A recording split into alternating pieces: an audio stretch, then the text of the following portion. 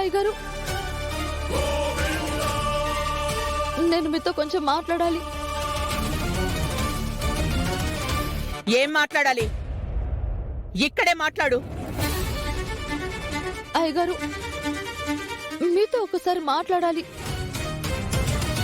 Please please విడిగా రండి please. సరేమ్మా, పద పద.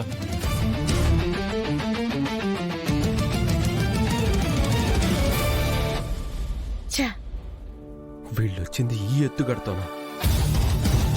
మా నాన్నని ఒప్పించే విధంగా ఏం మాట్లాడాలరా దేవుడా, ఇదేం పరీక్ష. ఏం మాట్లాడడానికి తీసుకెళ్ళింది? ఏమంటే ఇష్టమని చెప్తుందా ఏంటి? ఏం చెప్పినా హర్ష వినట్లేదు.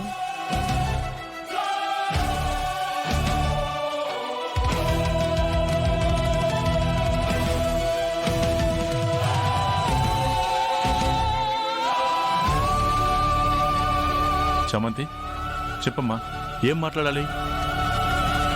అయ్యగారు అయ్యగారు అది అది అమ్మా చామంతి, నా దగ్గర చెప్పడానికి మొహమాటం దేనికమ్మా? నిన్ను అర్థం చేసుకునేవాడే కదా. నువ్వేం చెప్పాలనుకుంటున్నావో నిర్భయంగా చెప్పు. చెప్తేనే కదా తెలిసేది. చెప్పడానికి కదా తీసుకొచ్చావు. చెప్పమ్మా చామంతి.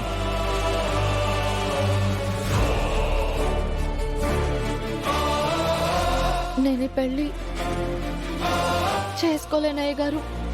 అమ్మ చామంతి, కాలేజీలో నీకు అబ్బాయికి ఏవో చిన్న చిన్న డిస్టర్బెన్స్లు ఉన్నాయంట కదా, అందుకోసం వద్దంటున్నావా?